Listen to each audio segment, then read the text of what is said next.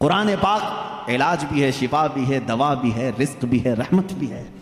عزیزان گرامی، میرے آقا صلی اللہ تعالیٰ علیہ وسلم نے فرمایا، احادیث کے چند جملے میں آپ کے سامنے رکھ دوں۔ رسول پاک صلی اللہ تعالیٰ علیہ وسلم فرماتے ہیں کہ جو قرآن گھر میں تلاوت کرتا ہے اس کے لیے ایک فرشتہ ہے جس کا نام سکینہ ہے۔ حضرت اسید بن حضیر رضی اللہ تعالیٰ عنہ ایک صحابی ہیں، وہ رات میں تلاوت کر رہے تھے، اچانک بادل کا ایک ٹکڑا نیچے آ گیا۔ بادل کا ٹکڑا کبھی نیچے آپ نے دیکھا نہیں ہوگا، اس میں کیا ہوتا ہے معلوم ہے؟ جیسے فریج کھولنے کے بعد بہت تیز شبنم جیسی ٹھنڈک رہتی ہے، اس طرح بادلوں کو کچھ جمی ہوئے پانی اور برف جیسی چیزیں گھیری ہوئی رہتی، ایک ٹکڑا ان کے اوپر آ گیا۔ حضرت اسید ڈر گئے، ان کا گھوڑا ہنانے لگا، تو تیزی سے اچھل کود کرنے لگا، اور وہ قرآن پڑھ رہے تھے اس وقت، اور انہوں نے قرآن چھوڑ دیا، اور صبح حضور اکرم صلی اللہ علیہ وسلم کے دربار میں آئے، کہا یا رسول اللہ صلی اللہ علیہ وسلم مجھے ڈر لگ رہا ہے، رات کو میں چھت پر بیٹھ کر قرآن پڑھ رہا تھا، صرف میری بیوی ہے اور میرے گھر میں ایک گھوڑا ہے، مجھے ڈر یہ لگا کہ آسمان سے کچھ برس جائے گا اور میں ہلاک ہو جاؤں گا۔ بادل کا ٹکڑا یہاں تک آ گیا تھا، سر تک آ گیا تھا، اور میرا گھوڑا بھی دیکھ کر کے ہنانے لگا، اچھل کود کرنے لگا، یہ کیا معاملہ ہے؟ اللہ کے حبیب صلی اللہ تعالیٰ علیہ وسلم نے فرمایا، مسکرایا، کہا اسید تلاوت چھوڑ کیوں دیا؟ اور پڑھتے رہتے ہیں، اس لیے کہ وہ فرشتہ ہے جسے قرآن سننے کا بہت شوق ہے۔ جب بھی کوئی قرآن تلاوت کرتا ہے تو آسمانوں سے اتر آتا ہے، یہاں تک کہ میرے آقا صلی اللہ علیہ وسلم نے فرمایا فجر کی نماز میں آؤ، اپنے منہ صاف کر کے آؤ، اپنے منہ کی بدبو نکال کر کے آؤ۔ پوچھا کیوں؟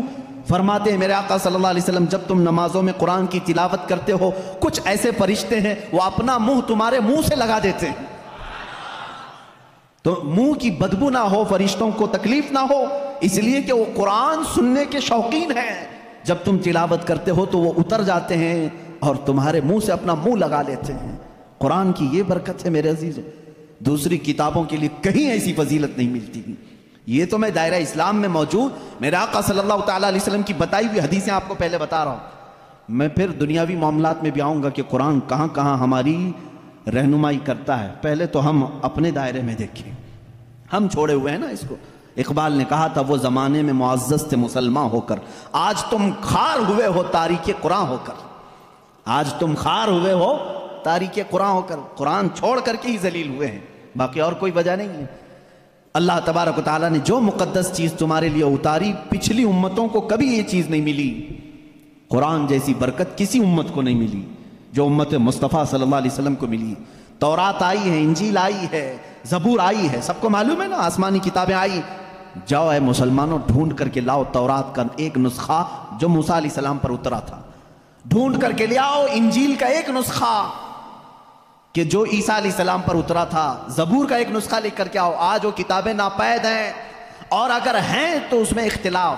خود عیسائیوں کے ہاں 4 قسم کی انجیلیں پائی جاتی ہیں، یہودیوں کے ہاں تورات اولڈ ٹیسٹمنٹ میں، یونان والوں کا الگ، فلاں جگہ کا الگ، جرمنی کے الگ، UK کے الگ، امریکہ کے الگ۔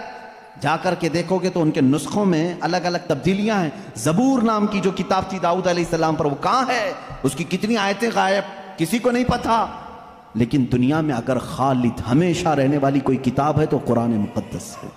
تم جاؤ امریکہ میں بھی تمہیں یہی قرآن ملے گا جو سورہ فاتحہ سے شروع ہو رہا ہے، عرب میں جاؤ یہی قرآن ملے گا جو والناس پہ ختم ہو رہا ہو، ہندوستان میں آؤ یہی قرآن ملے گا جس کے درمیان میں سورہ کہف ہے، کہیں پر بھی جاؤ قرآن اسی طرح سے آج موجود ہے۔ تمہیں ڈرنے کی ضرورت ہے اے مسلمانوں، قرآن کہیں ضائع نہیں ہوگا، کہیں ضائع نہیں ہوگا۔ آج کچھ لوگ یہ سوچتے ہیں کہ قرآن کو ہم مٹا دیں گے، خاک مٹا دیں گے، خاک مٹا دیں گے۔ تم جیسے بہت آئے، تمہارے سے بڑے بڑے بلکہ سڑے سڑے بھی آئے، قرآن کا کچھ نہیں کر سکے، اس لیے کہ اس کے حفاظت کی ذمہ داری خود اللہ نے لی ہے۔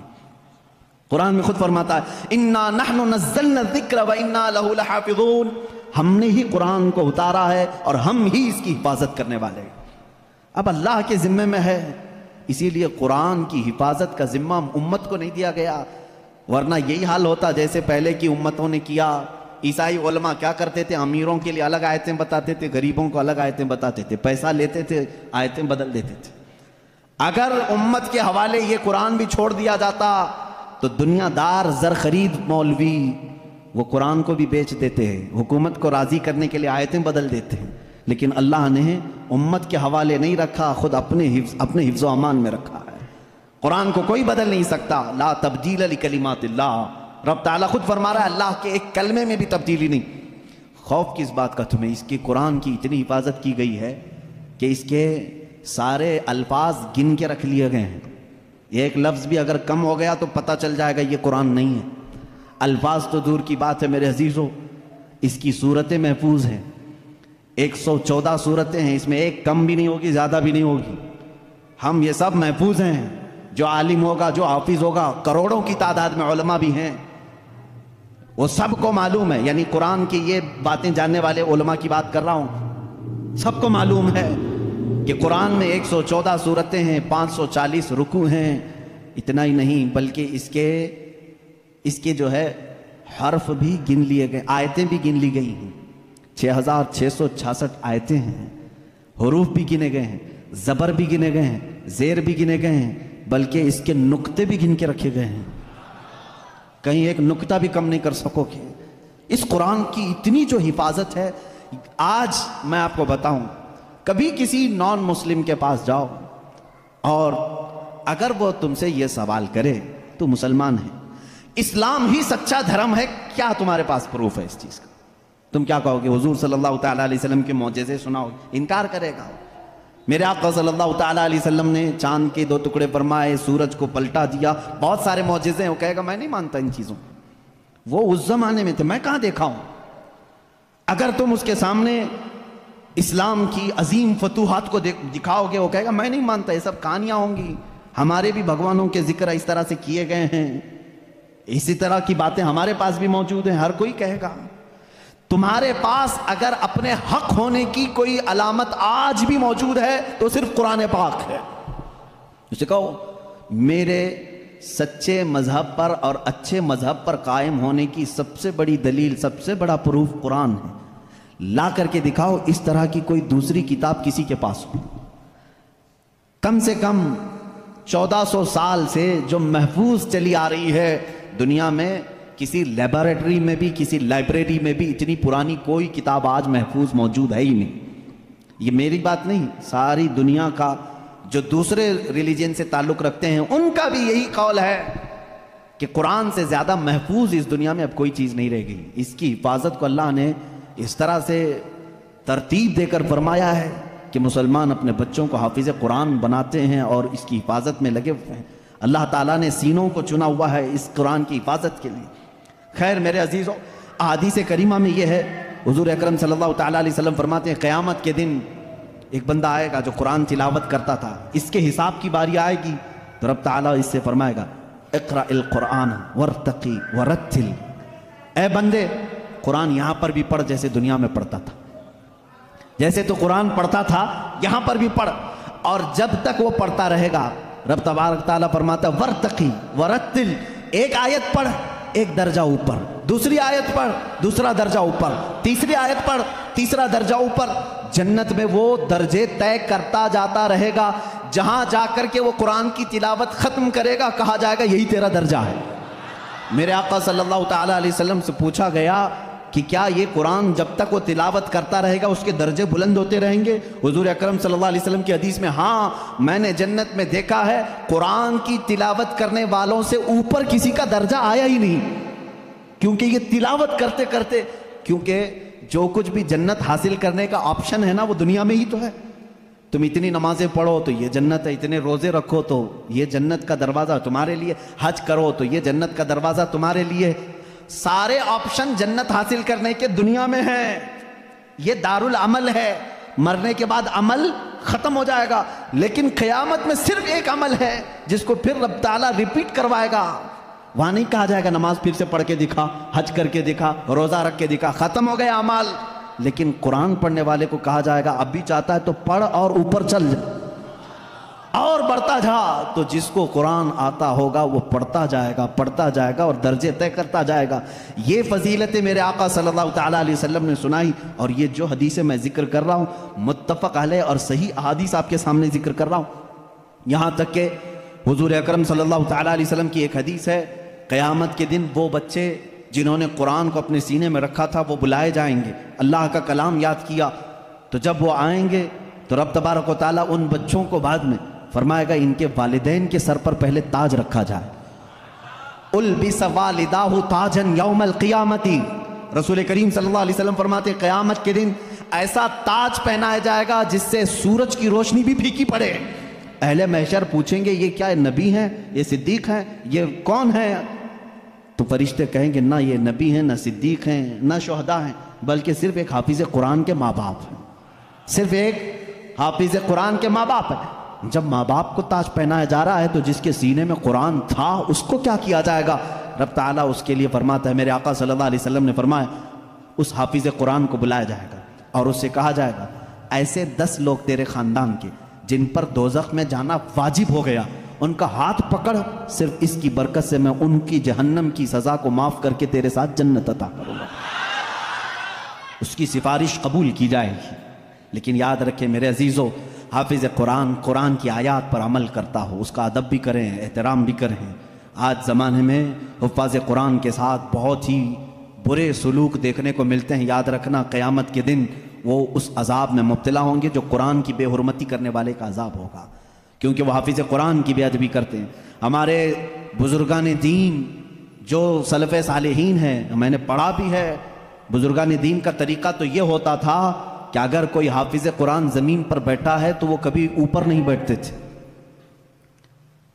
ہاں اگر وہ خود حافظ قرآن ہیں تو پھر دونوں کے معاملات ایک طرح کے ہیں. لیکن کوئی حافظ قرآن نہیں ہے اور کوئی حافظ نیچے بیٹھا ہے تو علماء بزرگان دین اس کو بے ادبی محسوس کرتے تھے. اللہ کا کلام سینے میں لے کر وہ نیچے ہے اور بغیر حفظ قرآن کیا ہوا اوپر بیٹھا ہے. اس کو بزرگان دین نے بے ادبی محسوس فرمائی. بہرحال قرآن ایک ایسا جامع نظام اللہ تعالیٰ نے تمہیں عطا کیا اور اس کی فضیلتیں میں نے بتائی. اور سب سے بڑی بات کیا ہے معلوم ہے؟ قرآن اللہ نے اتارا، آیتیں ساری چیزیں میرے آقا صلی اللہ علیہ وسلم پر اترتی رہیں. اس کی پہلی آیت جو اتری اقرا بسم ربک الذی خلق، غار ہرا میں واقعہ آپ کو معلوم ہوگا. میرے آقا صلی اللہ تعالیٰ علیہ وسلم پہاڑ پر ایک غار ہے آج بھی مکہ کے کنارے، غار ہرا اس کو کہتے ہیں، جبل نور. وہاں پر عبادت کے لیے جایا کرتے تھے. جبرائیل امین ایک رات آئے اور روایات یہ بتاتی ہیں کہ وہ 17 رمضان المبارک کی رات تھی. آ کر کے انہوں نے حضور اکرم صلی اللہ علیہ وسلم سے صرف اتنا کہا اقرا، پڑھو. آپ صلی اللہ علیہ وسلم نے فرمایا ما انا بقاری، میں نہیں پڑھنے والا. بعض بے وقوف اس کا ترجمہ یوں کرتے ہیں مجھے پڑھنا نہیں آتا. حضور اکرم صلی اللہ تعالیٰ علیہ وسلم کو پڑھنا نہیں آتا. آپ نے جبرائیل امین نے سینے سے سینہ لگایا اور پھر کہا اقرا، کہا پڑھو. میرے آقا صلی اللہ علیہ وسلم نے وہی جواب دیا. 4 بار اس طرح سے ہوا. چوتھی مرتبہ جو ہے جبرائیل امین نے صرف اقرا نہیں کہا. اقرا کا مطلب کیا ہوتا ہے؟ پڑھ، یا آرڈر ہے، آرڈر پڑھ. لیکن جبرائیل امین نے جب یہ کہا اقرا بسم ربک الذی خلق، پڑھ اس رب کے نام سے جس نے پیدا کیا، میرے آقا صلی اللہ علیہ وسلم نے پڑھنا شروع کیا. میرے آقا نے مزاج یہ بتایا اپنی امت کو کہ پڑھو وہی جو رب تک تمہیں پہنچا ہے، تعلیم حاصل کرو وہی جو رب کے نام سے شروع ہو یا رب تک تمہیں پہنچائے. یہ آیتیں یہاں سے شروع ہوئیں اور آیتیں جو ختم ہوئی ہیں اس میں اختلاف ہے. بعض علماء نے لکھا ہے کہ الیوم اکملت لکم دینکم، یہ آخری آیت تھی جو حجۃ الوداع میں میرے آقا صلی اللہ علیہ وسلم جب آخری حج میں تھے نازل ہوئی. بعض علماء اور مفسرین نے فرمایا اذا جاء نصر اللہ والفتح، یہ سورہ پڑھتے ہوں گے نا آپ نماز میں، یہ قرآن کی سب سے آخری سورہ ہے نازل ہونے کے اعتبار سے. ایک بات ذہن میں رکھ لیں، نازل ہونے کی ترتیب الگ ہے اور پڑھنے کی آج ترتیب الگ ہے. قرآن آج جو پڑھا جاتا ہے اس کی ترتیب کیسے ہے؟ سورہ فاتحہ پہلے ہے الحمدللہ، اس کے بعد سورہ بقرہ ہے، اس کے بعد سورہ آل عمران ہے، اس کے بعد سورہ نساء ہے، اس کے بعد سورہ مائدہ ہے، اس کے بعد سورہ انعام ہے، پھر سورہ اعراف ہے. اس طرح سے یہ سورتیں چلی اور ختم کہاں پہ ہوئی؟ سورہ والناس، قل اعوذ برب الناس ملک الناس پڑھتے ہیں نا، یہ آخری سورہ. یہ پڑھنے کی ترتیب ہے لیکن نازل ہونے کی جو ترتیب ہے وہ الگ ہے. پہلے آیتیں نازل ہوئی تھی 5. یہ باتیں میں کیوں بتا رہا ہوں یہ لاسٹ میں آپ کو خود سمجھ میں آ جائے گا. ذہن میں اتنا رکھ لینا، سب سے پہلے کون سی آیتیں نازل ہوئی؟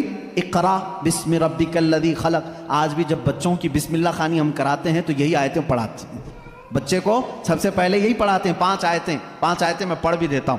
اقرا بسم ربک الذی خلق खलक़ल इंसान मिन अलक़ इक़रा व रब्बुकल अकरम अल्लज़ी अल्लम बिल क़लम अल्लमल इंसान मा लम यअलम। ये 5 आयतें हैं जो सबसे पहले मेरे आका सल्लल्लाहु अलैहि वसल्लम पर नाजिल हुई। जिब्राइल अमीन लेकर आते थे, हुज़ूर अकरम सल्लल्लाहु अलैहि वसल्लम को सुनाते थे। ये कुरान की इब्तिदा है और 23 साल तक नाजिल होता रहा। 23 ईयर्स, 23 साल तक नाजिल होता रहा। आखिर में कौन सी आयतें नाजिल हुई?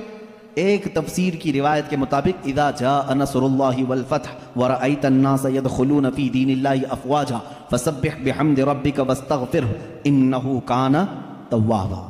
ये 2 चीज़ें जहन में रखो। इक़रा सबसे पहले, सूरह इज़ा जाअ नस्रुल्लाह सबसे आखिर। ये कुरान के नुज़ूल का ज़माना मैं आपको बताऊं, 23 साल तक नाजिल हुई। आपको मैं बताऊं, कुरान इतने फसीह ज़ुबान में है। फसीह का मतलब लिटरेचर जिसको कहते हैं। जैसे एक उर्दू है जो हम और आप बोल, यहाँ हुबली की ज़ुबान होती है, इसको फसीह उर्दू नहीं कहते, लखनऊ वाले फसीह उर्दू बोलते हैं। आप कैसे, अब हम जाहिर सी बात है, मैं तकरीर जो कर रहा हूँ, हो सकता है ये उर्दू अलग है, हुबली वाली उर्दू अलग है। उर्दू अगर मैं वो बोलूँ तो फिर यहाँ भोंडा लगेगा। आबे जाबे तुबे, ये अगर जो आम तौर पर इस्तेमाल करते हैं, ये भोंडा लगता है। क्योंकि फसीह ज़ुबान में जब कोई बयान करे तो वो दिल में उतरती भी है बात। ज़ुबान की मिठास उसकी फसाहत में है। तो अरबी ज़ुबान में जो सबसे ज़्यादा फसीह जुमले थे वो कुरान में आए। एक भी हल्का जुमला नहीं आया, एक भी कमतर जुमला नहीं आया। अब जैसे एक मिसाल मैं आपको बता दूँ, घुटना लफ्ज़ है ना, घुटना, घुटने टेक देना, लेकिन आप गुड़गे बोलते हैं, है कि नहीं? गुड़गे टेको, गुड़गा क्या चीज़ है ये? गुड़गा ये तुम्हारी आमी ज़ुबान है। अगर ये मैं किताब में लिख दूं कि मैं सजदे में जाते वक्त गुड़गा टेक दिया, आपको बुरा लगेगा। क्या मौलाना अच्छी ज़ुबान में बीच में हड्डी लेके आ गया।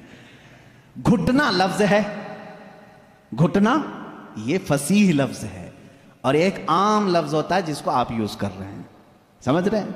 अब जैसे जानवर कहते हैं, जानवर है ना, अब आम जुबान में कहते हैं जनावर। ये फसीह लफ्ज नहीं है, ये फसीह लफ्ज नहीं है। आप यूज कर रहे हैं, लेकिन आप जब आपस में बात करते रहते हैं तो इसको बुरा भी नहीं समझते। कितने जनावर ऐसे हैं, ये क्या है? ये फसीह उर्दू नहीं है। अच्छा, लड़का कहते हैं, लड़की कहते हैं, ये फसीह उर्दू है। लड़का आया, लड़की आई, लेकिन आप कहें छोरा आया, छोरी आई, ये क्या है? छोकरा आया, छोकरी आई। इस तरह के ये फसाहत में इस्तेमाल नहीं, फसाहत में इस्तेमाल नहीं। तो ऐसी बहुत सारी चीज़ें हैं उर्दू में, मैं आपको समझा रहा हूं। जो फसीह होता है वो लिटरेचर है, अच्छी जुबान। और कुरान